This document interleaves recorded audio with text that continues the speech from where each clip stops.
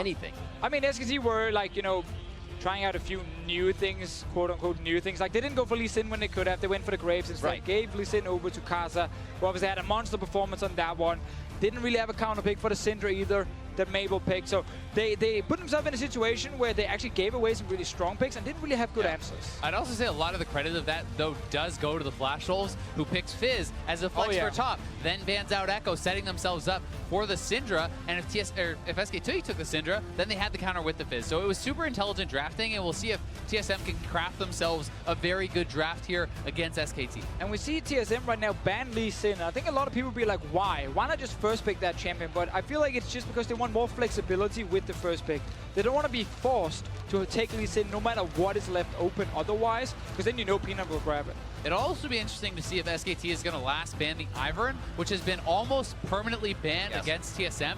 Those are kind of considered the two champions that Sven can play pretty well. Peanut has shown Ivern, so now does TSM feel the pressure to actually lock this in here and perhaps give over something like a Karma Ashe? I feel like you go Karma right now because you are not afraid of Peanut's Ivern. Like, you know, the guy looked awful on that one champion, on that one game. But is SKT afraid of TSM's Karma, Ivern? They should respect it at least. Protect the ADC comp. You know, that's something that TSM has not been able to run really with Turtle. That is very true. It obviously is very hard when your AD carry has not been, you know, one of the strongest performing members, but giving him so much help with shields could set Wild Turtle up for success. And we also have to remember, those shields can be used on the mid laner as well. Like, Bjergsen will also benefit from this, and maybe Hansa on the carry. So you not be all eggs in one basket type of scenario. We'll see if they can get Bjergsen going. I like the idea. Graves as well on the side for aggression from Peanut in the early game. And while getting Bjergsen going is always a good thing for TSM, to me, their success has been much more about Hanser, simply because I think that the top lane field in this tournament hasn't been as strong. And while Huni is obviously an incredible player, I think that you're more likely to find success for TSM if they can get an advantageous top lane matchup, have side lane pressure, and play around Hanser, because that has been the only way that they have looked good. Yeah, I like this cannon pick a lot from TSM. Put that top lane, it's a good matchup against the Fizz. What SKT is trying to do is exactly what Flash Wolves did against them earlier. They're trying to take Fizz as a flex pick, and say, if you pick Syndra now, we put the Fizz mid lane. If you don't pick the Syndra, then we can always put Fizz top against whatever you're picking. But Kennen is a good matchup now for Hansa. Definitely is, but we'll have to see if TSM can actually pick something up that is going to match well to the Fizz in the mid lane, you know, and make that a bit of a blind pick. Wow. A little denial of the Kennen ultimate coming in. Not that it's Hanser's main initiation in here, but a little safety in the Sona pick for Wolf. Sona is a bit of an old school counter to Karma. I actually saw Archie use it as well against Karma in the play-ins. So it is something that's been around a little bit, but she's pretty far down the tier list simply because she's only used right now against Karma specifically. And she's also extremely easy to pick off. While she does have a very strong straight-up laning phase, it can be very tough for this champion to survive ganks. Always very squishy, and you know the ultimate is pretty much what you add for a team. Yeah, you can still obviously put the Karma mid lane, play support here. Zyra is an option. Otherwise, you just put the Karma bot lane and say, you know what, we're actually not that afraid of this lane. And this draft is actually getting so complicated because Karma could be flexed, the Fizz could be flexed. You have to think through so many different options here. You know, if TSM decides to put Karma mid on Bjergsen, then the Fizz can go top. They could try to put something else like a Talia, which I think matches up well and can roam well. So there's so many different thoughts you have to think through as far as where can the champions go and what matchups are we even striving for. Yeah, I think there's a good chance we could see Caitlyn from Wild Turtle once again with Ezreal being banned away. Like, you have the shields to protect him. Yes, okay, your mid game is not very strong, but you didn't say, you know what, if we get to 3 items, then we can actually start matching SKT. Consideration of SK Telecom T1 saying that could be Bjergsen's Hanser. We want to save Wolf on that Sona. Ban out the Thresh, no potential to kill him in the bottom lane. Yeah, and Biofrost is a pretty strong Thresh player, so you take away something like that hard pick and you make it a bit more of a safe lane, kind of a slower 2v2, because she is going to match up so well against Karma, as Deficio said. I like this Ashe pick though. Ashe is traditionally a very good laner against Caitlyn. Then you have the Sona against the Karma. So SKT is saying, we expect you to run the Caitlyn, we allow you to do it, but we're going to pick a very strong 2v2 lane against it. And not only is that frightening just simply because of the matchup, but it's also very He might actually do it.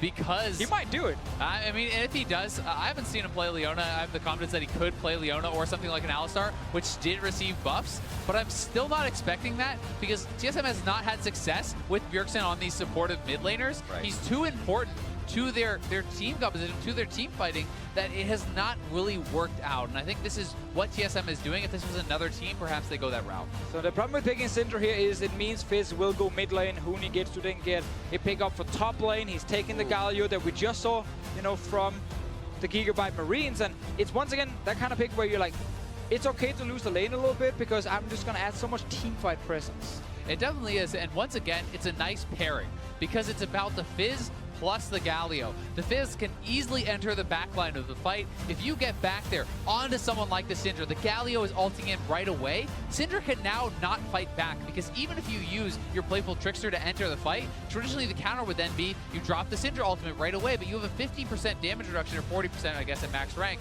coming in from Huni. Right. I think I would have liked to see Orianna maybe as a pick instead. Much better laning phase against the Fizz specifically, but that being said, Orianna would have again left TSM purely late game focused right now with the Iron as well, and would have maybe been a little bit too much in the late game department. And I think what this is TSM playing to their own strengths. They're trying to pick what is comfortable for them, what they are super confident in, and we'll have to see them play at a very high level to ever beat SKT. So they need to play comfort, I think, to ever hope to attain that. And this is something where there are some easy targets for Syndra to take down. Things like the Sona are very susceptible, and the Ashe. And if you can have Haunter succeeding in that side lane, he definitely can pressure Galio. Just have to follow the mid laners right now. Level 6 on Fizz. That's an opening. Graves comes in. His ulti adds onto it. Ashe arrow flying in. You can't really run cleanse if you're Bjergsen because you need barrier to kind of protect yourself. It is a tricky game to play Syndra in, and Bjergsen needs to really perform at his absolute top level to pull this one off. And that is always going to be the case against SKT, no matter what That is a great point. No matter how good your draft is. I mean, I felt like Flash Wolves really outdrafted SKT in the previous match, but they had to show the best game of the tournament as well. Pretty much every single player, because you don't get to make mistakes. You don't get to have a losing lane against SKT, really, and hope to get away with that. Right, that one losing lane is the way back into the game for SKT. Everybody does it so powerful and masterfully. And we'll actually see if Bjergsen gets caught out, giving himself a good amount of distance and watching that entry to the river. This allows SKT a bit of an invade, but same thing on the top side. Always kind of sucks when you have to play SKT later in the day and they lose the first one because you're kind of like, these guys are not going to tilt. They're angry now. They're going to get very angry. Chroma is going to be like, guys, that was unacceptable. Here were all the mistakes. We're going to change it up. Like, next game, you're going to just go in and you're going to smack whoever you're playing against. And Bang's interview about wanting to have cleaner games was before their loss, because he said they still had the 4 games remaining. So they wanted to have cleaner games, then they lost. This is a super motivated SKT that is going to look to close out this game as fast as they possibly can. That means there is no room for mistakes. Continuing the vision to stop Peanut's reign in the jungle we have been seeing throughout this tournament is one of the big things. But I guess it's every lane, as we have been saying. A tough task for TSM as we start off with some wards on the bot side, but no experience just yet. Bang did get zoned away and actually took a bit of damage to his face. Now, SKT will get control of the red buff, but obviously TSM just put down a ward saying, okay, we know you're starting here. Now, the interesting part about this is with the Ivern, you know, you're disrupting his jungle because the only way he's going to steal away your camp on the other side is by committing his smite. And now that he's smited his blue buff, you know, this would be super delayed. So I think Peanut actually has time if he wants to try to go his red straight to his own red and try to stop that. We'll see if he is going to try to go for that.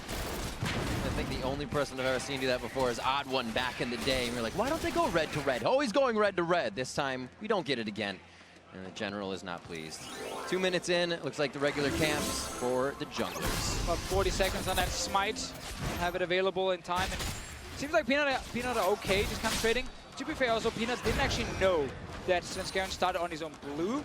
Maybe he thought that Svenskeren actually walked in and just stole the red at first and then walked back to his own jungle. I completely agree, but the one thing with Ivern is you have to commit all your health and put down all these marks, and you can't actually collect the gold for quite some time. So if you can get over there, you know that only some of your camps can actually be stolen because the ones with the smite are the ones that are most vulnerable. So Bang just checked every single camp in their own red side jungle. That now means they know, okay, they're all marked by the Ivern, but he didn't actually start there. He also, of course, would have to then have started on the blue buff. He's now back in his own jungle.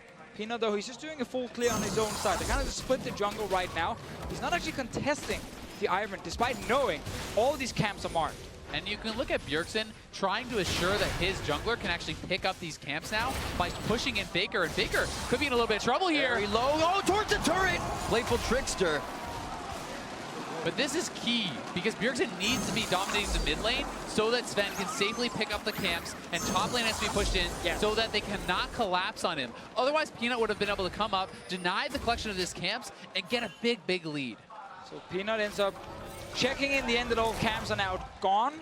Sven Skaren got level 4 on this Iron right now. Faker didn't have to flash, obviously used his E towards the end, but that's again, Fizz will always just get shoved in early on. He's not the strongest laner pre-6. It's just the kill pressure he gets with the ulti. Hunter, using his push, would probably go in and just kill boss. And it's also the farm, right? Like, how far can you get ahead? And so far, Faker is pretty much dead even here with Bjergsen, which is very good for him. Yeah, there's always the value of bringing teleport. Right. If you're a weaker early laner and you know you're gonna get, poked down and you have to go back, instant TP back to lane, just make sure you stay even. Faker's even roaming right now. Feels good to get that Roaming for vision vision. ward down. Lane's resetting, so he can get some safety on the bot. But since Garen was really hovering the bottom side here, waiting for Turtle and Biofrost to get an engage. And that pink spot is one of the least checked by professional junglers. Oh, yeah. I feel You like don't these say. wards stay a ridiculously long time, and it gives you so much value because they know where Sven Skaren is, and this may mean Peanut is just going to run right into him. I mean, he's been spotted now, and SKT's jungle could come up here. It looks like they decide not to. Maybe not enough power in their hands just yet, but the vision is enough power for them right now. Still able to encroach those wards. And obviously talk about the Graves pick here for Peanut. Pick very early saying we don't want the Iron, we pick one of the counters to Iron instead. Like traditionally when Iron was played all the time before the nerfs, Graves came in as one of the good picks against him. Things like Rumble Jungle we saw as well. Just like these junglers here that can clear really fast and then join like these team fights with a ton of AoE damage because Iron's own shield is only on one guy. Obviously the Redemption Locket will be the AoE he provides. So you pointed out, the effectiveness of that teleport. Now the teleport is down and there's no more charges on that corrupting potion. The next time that they can force him to base is the one where you kind of get punished for more. So the continued aggression from Bjergsen is going to be pretty key.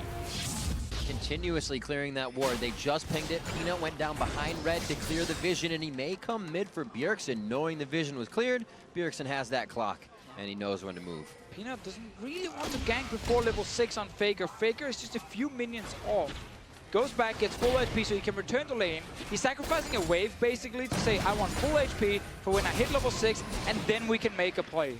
And I think that Bjergsen should know this, and I'm looking for him to base and buy something like a Negatron to help try to survive any potential all-ins that could come out. But meanwhile, in the top lane, Hanser went for the cold buy. He's going for that pretty greedy buy. He's trying to get advantages here, and Sucks for you. tonight. Ring around the rosy. The game of cat and mouse or Graves and Tree goes to Sven Skaren on that one. Looks like, again, though, the junglers consistently knowing where each other are, but still getting a one-over on each other here and there. So here is Bjergsen's base, and we'll see what he picks up. Bot lane trade. Right here in the bot lane, flashes. Double flash there. The resolve would have locked in one. Mid lane fight as well. Chum the waters onto Sven Skaren as Faker going to be pushing him right out of the lane. Decides not to go for it. A little too risky. This is actually pretty good for Bjergsen, that the first ultimate is actually used on Sven before Faker has picked up any CDR. Sven can happily base, then come out, pick up his jungle camps, and that all-in potential has now been kind of delayed. So, the 1v1 will be fine for Bjergsen for a moment, but what if we add in Huni? What if we add in Graves as well, which is what SKT might be looking to do, because that's the thing, once you hit that long-range fish from Faker, you're just jumping with the E as well, or the Q from Faker, and then you just Huni ulti right down. And which is why it's so important for Sven to be playing around the mid lane as he is, to always be in the back pocket here of Bjergsen, because he cannot survive that three-man gank by himself. But with good positioning, and the Ivern to back him up, perhaps he can. That vision we saw from G2 in the last game on the top side to spot also the moves from Huni. Whenever he leaves that top lane, you have to just kind of call and see if you can maybe spot him on the way down, so Bjergsen knows a fight might happen. And the vision has been constantly getting cleared out by Peanut. Bjergsen has been dropping his wards around the top left side, but they're getting cleared out by the jungle pressure. Constantly coming in, threatening that out. It's like he's now placing them one in mid, knowing it won't. They can use the vision. It hurts. Yeah. That is actually my favorite warding spot when I'm playing as well, because people just never, for whatever reason, never check that brush. It lasts so long. They already click somewhere else on the map, so the character just takes the fastest route around. Daisy's in the building. Looks like Peanut, one shot, two shot, three shot, knockup. They're gonna have to walk out of this one. Looks like they get away with the buffs as well. Around the wards. That vision ward we're talking about as well was placed at 4 minutes down there by Faker. And we have to remember that this is a blue trade, because SKT had already stolen away their blue, so they're trying to keep Bjergsen with his blue buff and the Lost Chapter so he can non-stop spam out and clear out those waves and kind of play more safely around that. But Faker clearing out the vision, always having the threat of that extra attention. As long as Bjergsen has a tower as well, right behind him, stays a bit safer with the barrier. And of course now the early magic resist that you pointed out earlier, Azael, that he should get. Now, we also look at Turtle, because he used Flash earlier to try and go for that trade with Bang. Maybe thought Bang was going to step on a trap and then he could try and win it. Level 6 Sona right now. Double TP coming up very soon as well. That might be a dead Caitlyn, but first we look in top lane. And Faker making the roam here, but Ivern is behind, so if they commit too much, could be turned around on them. Great read by Sven Skaren. Bjergsen calling a missing lane, and they choose correctly on where that goes based on vision. And Sven definitely does deserve some credit this game. Yeah. While he has not gotten involved in any kills, nothing like that has happened. He has been in the right place at the right time. He has been covering his laners, anticipating their moves, and I think that for a guy who has received a lot of criticism, he's playing a good game. Absolutely, a supportive role as well. He has to be with the team at the right time, sometimes harder than making your own plays, because you really have to make the right decisions at that point. Yeah, and he finally gets his Iron as well. You know, being banned so often against him. Yep. Now he actually doesn't need to be a big playmaker, which is where he's been punished a few times when he's invaded in. You know, he looked for a skirmish, he then gets caught, he dies. Not really needed on Ivern. He's looking bot lane now. Yeah, in the setup, you can see Wolf posturing aggressively on the Sona. If you can land that ultimate, it's very easy to follow it up with the Ashe ult, and Turtle has to show the respect, play very defensively. They may be setting up for this 5-man play that you had called out earlier. Sven is not in the area just now, but looks like they're not going to pull the trigger just yet. Biofrost could get the Mantra Shield on, protects quite a bit. And more vision being cleared. Right now, the priority for SKT. This is that clean game. If the other team doesn't have vision, they have no idea what you're about to do. And that's what Peanut is on right now. Just every single time Bjergsen is pushing up his waves, Sven is right there in his back pocket, making sure that he can't get all in. And Bots are starting to take a lot of damage here. He needs to get some magic resist itemized towards that wit's end. There's the Chum the Waters. Nice dash through for Faker. Going to do a lot of front-end damage. Collateral hits. Not enough to take him down, but this is 2 lanes out now for TSM. Oh, that's a lot of damage, but Bjergsen did not blow either summoner. Good calculation on the damage and very patient. But they force Bjergsen now to play very defensive, potentially even go back to base. That allows them now to roam bot lane. Remember, they have double TP. No flash on Caitlyn still for a few seconds. Hauntzer stayed in lane as well. This could be Huni picking up a kill. Oh, he's going for it. Forward, tries it, gets the flash, the hit. Huni comes up with first blood. As soon as he punched forward there, as soon as he used that E, Hauntzer needed to flash, expecting the taunt flash there. He does not. They're looking for a fight right now. Wild Turtle gets the arrow on the side of the fight. No protection for him. Sven now in the eyes of SKT as Bjergsen's looking to give him a scatter. Huni's behind them right now. Huni just missing Sven Skaren with the blast cone. The alley-oops himself to safety, and Sven Skaren's going to prep this, get what they can on the way out. Ooh, but why would you try and contest a dragon when your top laner just died, and the enemy top laner, of course, sitting with TP? Bjergsen just got hit out of mid. Yeah, I mean, your mid laner just got pushed back. You have double TP on SKT. Your top laner just got first blooded, and you're up there trying to contest. TSM's bot lane had no business being around there, and the first big misstep from them is definitely going to cost them big time. Quick cleanup here towards the bot side. Good absorbed by Sven, and we'll see this one again. Yeah, they're simply so split up. Their mid laner is not even close, and their top laner is dead. That is nothing you can do here to try and stop that dragon, and you just sacrifice yourself for no reason. Yeah, it doesn't matter how you play that out. There's no way you're really going to win this one. And Hauntzer, you know, building towards that Bork, he is eventually going to be able to outscale and start to bully this lane, but the fact that he actually got solo killed with this matchup is pretty disappointing, and he needed to show some more respect over to Huni. I'm just on the Galio hype train. I think every single game we have Galio, he's doing well in the laning phase because his base numbers are very, very good. He's a tank with wave clear as well, and his ulti has been very impactful in almost you know, every kind of different, in almost every kind of composition we've seen, at least at this tournament. We've seen them once where they dive in and you want to try and use it to, you know, get into the front line. We've also seen them in protect the AD carry comms, but they use it to say, here's a 40% damage reduction ulti on whoever's getting caught, and now this guy won't die.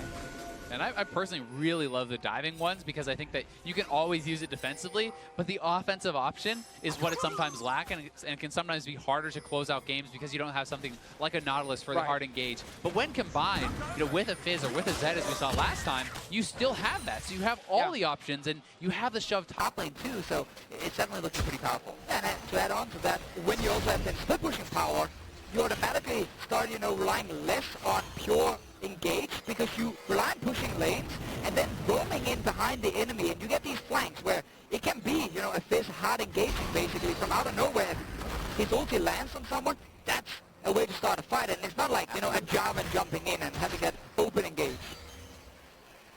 TSM moving down the bot side, trying to see if they can get things done, but Bjergsen doesn't know they're there. Walks straight into an open jungle. Hanser was getting the TP in, which gave him a false sense of security, and they both get deleted. They do find Bang, however. Baker is coming down, though. Huni cannot join. We'll see if TSM can push for this turret. That is really the big goal as they're losing their top side. The trades back and forth. Hanser makes it out. Teleport and flash down for him, but the play is made as he gets right up there. Ulti. Top lane against Huni. Scaring getting hit up. Baker belts forward. He should have the damage even after the resolve locks down. He can go back into the fight, but it's Peanut flashing forward. Reloads the gun and looks for the hit on the Biofrost. Monster shield to save the team, but it's not enough. As Baker closes the gap. Playful's back, and he's such a trickster to come up with a double kill. SKT get everything. They clean up TSM in the 3v4. They get solo gold on Huni in the top lane from that first turret, and they are off to the races. I actually like this play from TSM with the TP advantage, but because SKT already killed Bjergsen instantly, it becomes a 4v4, and now you're just overstaying. And Sven actually stepped onto that Fish. He got tagged, but stood right there, lost so much health from it, and that prompted the engage there from SKT, so just posturing too aggressively. Yeah, also we have to remember it was an AD carry traded for a mid laner before the fight, and AD carries at this point obviously not very strong compared to that level 11 Fizz from the mid lane. So Faker was happy taking that fight. He certainly was, and a lot of credit to that later play goes to SKT anticipating the roam down with the control ward. They hit the Ashe ult and the Sona ult onto Bjergsen, and they kill him before he can do anything. I mean, that turnaround was beautiful. Again, they were under pressure. TP came in, it would be 5 members from TSM on the bottom side, but because they reacted so quickly killing Bjergsen, they just removed a lot of the threat. And that actually allowed them then to defend and then set up this next play. I think I said it was a 4v4 after, 3 before, obviously. Take stock of the fact that Huni was also able to get that solo in the top. They left it solo for Faker in the bottom when he took down the turret as well. So they are getting their lanes going in favor of Huni and Faker here. Now onto the Cloud Drake. They can speed around the map a little bit faster and just get under the skin of TSM a little bit more. TSM now is going to need some time, but it's going to be hard because, you know, with this AD cannon, if you can't get side lane priority, you really do not add a lot to the game. And I think that it's tough because he's now down 1,000 gold after getting first blood solo killed and the turret going over to Huni. Huni is going to stay relevant for so long that it's hard to see Hanser, you know, and his team lasting long enough to hit for him to get in. Oh, fights everywhere. Arrow top, fight in the bottom. Faker, Bjergsen going on a 1v1. Here comes Daisy as Faker's supposed to get out. Redemption comes down. I think he could stay alive for a little bit longer just to provide some nuisance to the bot side. There it is. He does go down as mid-fight fizzles out with Wild Turtle falling. Now Hanser, he's been taking the Winds of War damage the entire time. The way Huni farms, the caster minion in the back line has always been hitting Hanser, prepping him for another solo kill. It's a disaster in the top lane for TSM. The fact that their split push cannon died again solo against the Galio here. Huni is playing this champion to near perfection right now. He really is, and SKT is just looking too strong, and here's the fight in mid lane. Hurdle getting caught out. That Ashe-Sona combo, layering it very, very well in full commit to the fight. They're now looking to get Rip Herald for Huni, which secures him even more top lane dominance. And it gets almost impossible now to play the comp. if you look at TSM. Because Right. they were supposed to have this like 1-4 setup with the winning side lane with the cannon, and then you had one lane on the other side, you just kind of pushed, and then you moved the 4 members together. So Syndra, Caitlyn. None of these champions really want to sit in a side lane against a Fizz. They want to just push the lane, leave, go mid, and then group as like a siege comp. You can't do that though when now your top laner is already losing, so that's a problem for you. He might actually die again. He doesn't have flash for another second or two. I think he is going to die. Uni with enough for about 4 or 5 heated up tower shots. Gets out with about 120 HP to his name. And they're just making it look so clean the way they want it to. TSM should finally get this turret down here, but I mean, they're just, it's not enough right now for them. And the focus, you know, adding insult to injury, Peanut is so fed and going up top and extending that lead is going to be so tough for them to come back. It is so hard to find ways to get enough gold on the Caitlyn that you're trying to protect with your Ivern Karma composition. Because right now, Caitlyn hits her weakest part, where she wants to farm, she wants to get her Infinity Edge, she even wants to get a 3rd item before she can really start dealing damage to Huni. Like, Huni right now are already sitting on 154 armor. He's going to get an Iceborne Gauntlet, so that's going to be even more armor on top of that. And Last Whisper is obviously not going to be built very soon, if you look at Wild Turtle and his current situation.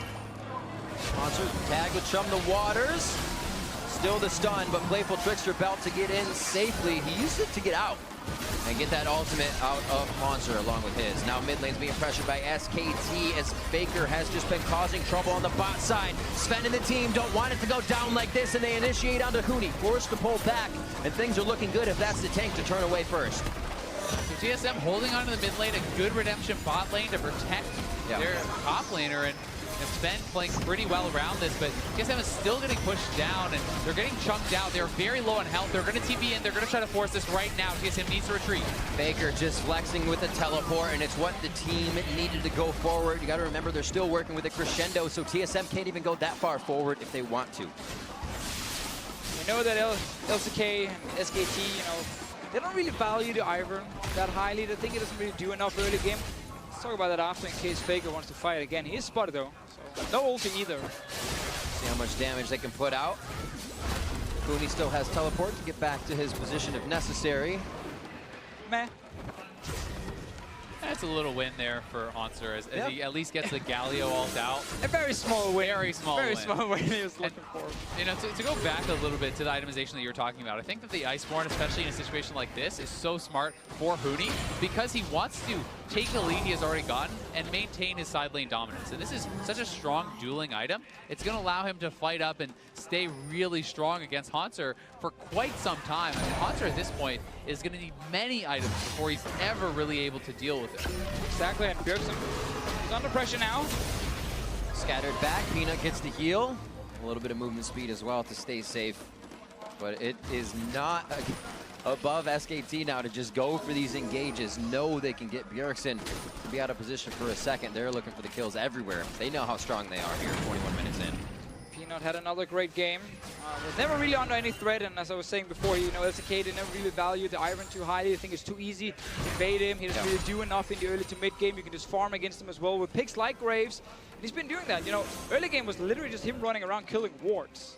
He didn't join any fights. He didn't have to. He just power farmed. And I'm not sure this is the game to convince Peanut that Ivern is a champion you need to play. That one time you picked it.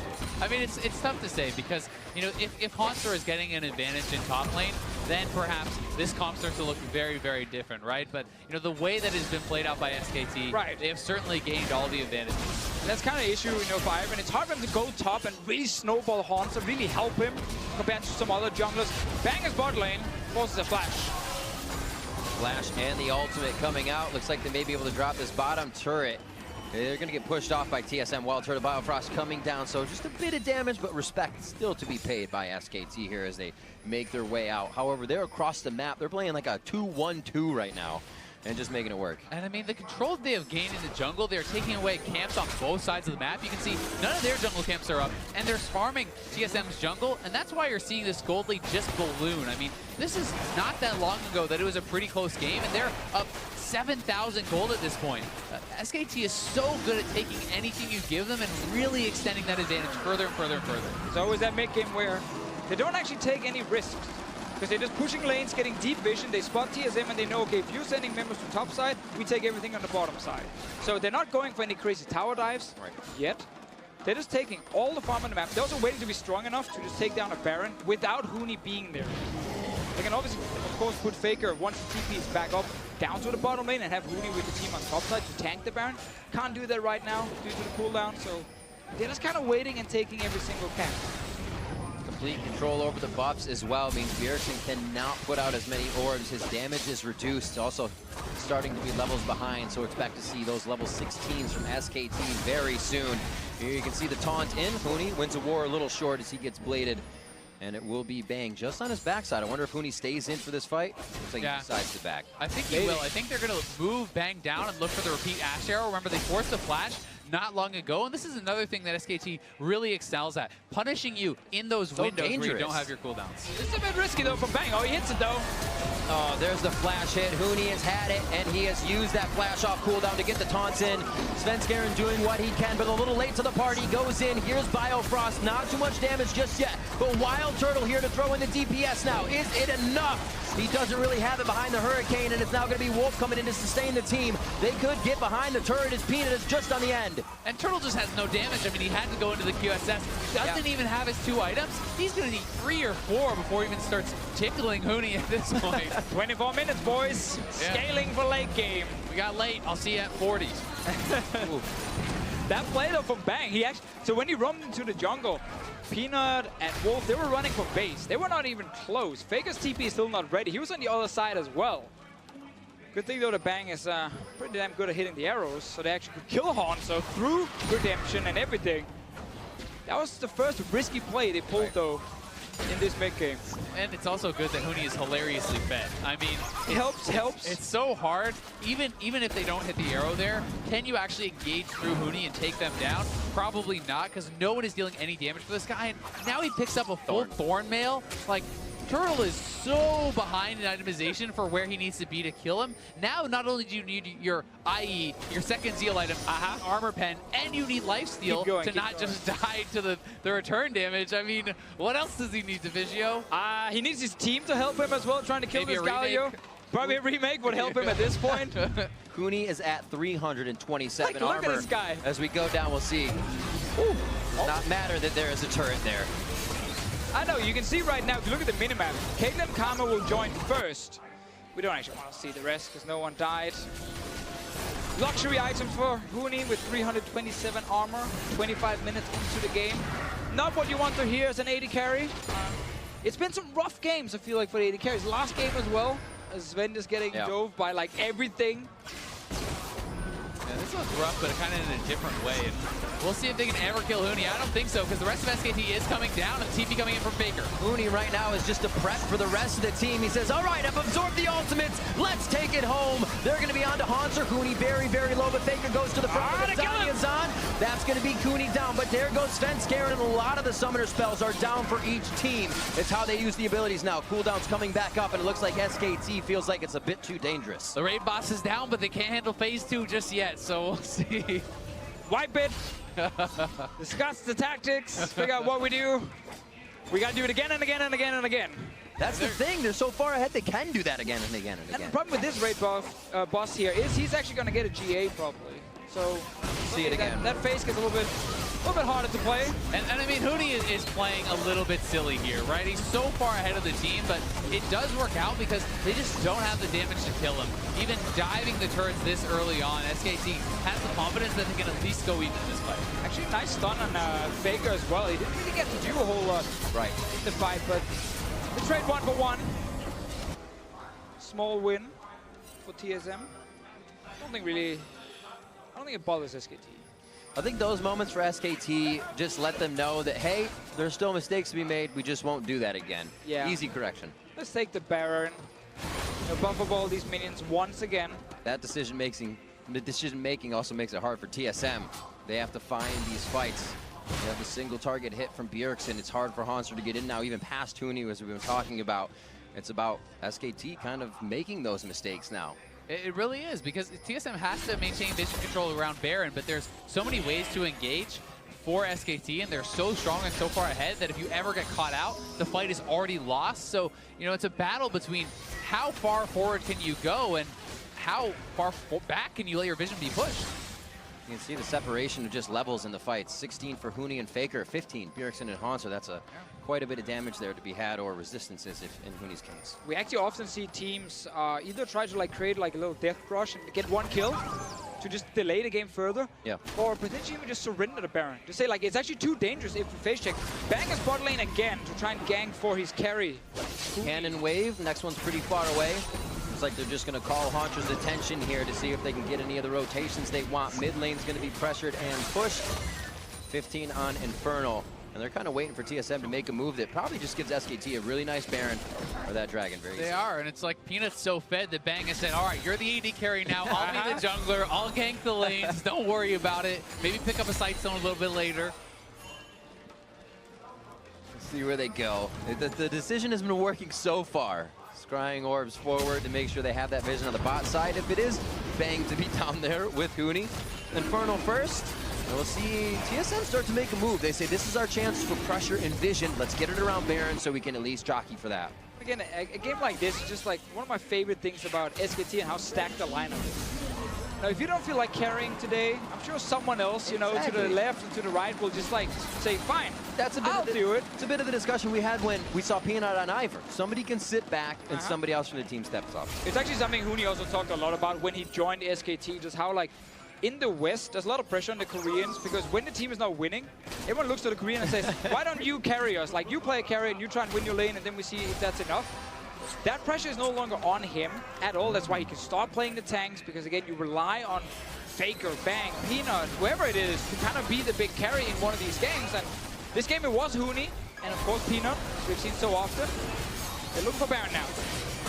And TSM needs to find something here. Let's see if they can, though. Beautiful fish. Oh, double hit. Bjergsen, so many heals, so many shields. How is he still alive? It's Huni going in, and the taunt may just be the end. He finally falls after just about everything is used. Can SKT continue the fight on defense, Garen? Yes, they can. Hanser now retreating to the base. The wave's not really in position, but the Baron, very much so. Huni got in the backline here. The raid boss refuses to die this time around. Peanut almost went down at the start of the fight, but he got out, and then it was just a quick turnaround for SKT to back at the Baron. And that is the gold lead working for you. When you're that strong, you can take those fights. You can edge out those little differences, and SKT are going to knock down the Baron, and they will have a death hold on this game.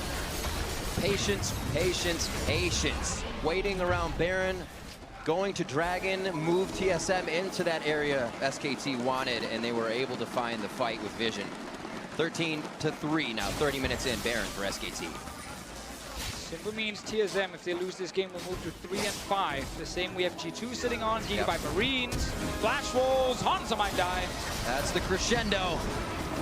Playing the final bits of music, Hanser still able to stay alive. He's not listening to what SKT is playing. And they're going to try and keep this one in their favor. A good push from Hanser in mid has slowed things down, and TSM get a bit of breathing room. They're going to try, but it sounded like Wolf is playing the ending credits. Yeah. Because TSM is pretty far down in this one. And SKT have all the tools. Believe in the late game, Azael. Believe in the late game. Scaling. All right. Everything on to Bjergsen. It's chunked down. Huni's not even in fight yet. There we go. He joins now. Peanut almost goes down, but it doesn't matter at this point because the damage is simply not there. They're barely hitting Huni. And look at Wild Turtle's health. That's just from hitting Thornmail. He's not actually getting focused in this fight. He's just losing so much health to the return damage from that Thornmail. And until you have lifesteal on top of your armor 10, on top of your crit, you actually can't even survive just hitting this guy. I feel like we keep adding more items to Wild Turtle whenever we talk about what it is he actually needs. Last Whisper is ready for him, so that's a small win, at least. You might need a Blade as well. Yeah, I think Blade of Rim King is a pretty strong item against Galio like this, but they need to hold on for now. The Baron is up, and Hanser may get it picked off. Right under the turret. It's not even going to matter here. Looks like he does. Going to keep himself alive. Very nicely done. Sven has actually been so good with the redemptions. I have to give him credit for that. The cross-map redemptions, always on time with those. He has been saving his teammate, but they are getting crushed on all sides. This is where SKT starts to bite down, try for damage onto Bang. They have to get out of the heroic charge, or entrance rather, and that's the kill over onto Svenskeren. They're trying to assist the team from lane to lane, but gets caught out in the rotation. Bjergsen now toying with Haunter on the top side before Peanut can come down to crush the turret. And Wolf always there on the backside to sustain and move back to the other lane. Me back down in the bottom lane with Split pushing all game long and only joined when his team called for him. For a potential fight. Signal up in the skies and Huni will show up. It has been fantastic play from all the lanes here on the side of SKT, saying they wanted to clean things up. This one looked pretty squeaky clean up and towards a bit of the end here, and they look to put the final touches on the last inhibitor turret, and the inhibitor now in their eyes. And TSM knows they have to make a play here. They're going to go for a desperation fight. It's the Bane kill that they were looking for. Crescendo went out, a little bit of a miss on that. Wolf goes down now. This is how we saw G2 taking a hit in the last game. But the damage that Huni can do, the damage that Peanut is providing from that back line is now all on the front line. And Faker hops in now onto Haunter, running for the base is Wild Turtle. Rather, Svenskeren as he just spawned, I should say. And now it is SKT onto the Nexus turret. After Ivern, they're going to cut down the tree. Not long for this world. And the triple kill coming in for Faker as they're on the Nexus turret. They're gonna get it all. Look like TSM could get a few kills, but then a quick turnaround from SKT. 19-5, 34 minutes in. SKT from lane to lane, bringing the pain. And 7-1 now in the MSI group stage. And you gotta say, it started in the top lane for SKT. What a game from Huni. People talk about him playing tanks now, but he carried on this tank. He carried from the top lane. That's such a good game. And as soon as Haunter was shut down here for TSM, they lost almost all their options. Another day at the office. Now take a moment, Rip. Breathe it all in. Breathe in that SKT. A day where you didn't lose a game, though. So a little bit of an unusual day for SKT. Did turn around in the end, though, get the 1-for-1. And they're obviously sitting there #1 in the group. We're looking at every other team, basically, because we're still so close, like between TSM, G2, Flash Wolves, Gigabyte Marines, and even WE. Despite them picking up a few games here and there, they're not too far away from the rest. What a matchup as SKT shows strong once again. We are going to set it over to the analysts for a deeper dive into that game. Thank you very much, gentlemen. SKT not going to dwell over their loss from earlier today for too long, striking back with another victory to go to 7-1 at the end of day 4 for this squad. So again, showing why they are the best team in the world, able to keep their composure, kind of recollect their thoughts and come back in with a well thought out strategy and execute on the game plan. Yeah, pretty straightforward win, you know. A lot of the verbiage you're using is pretty standard because it felt standard. After a loss to Flash Wolves, we didn't really know what SKT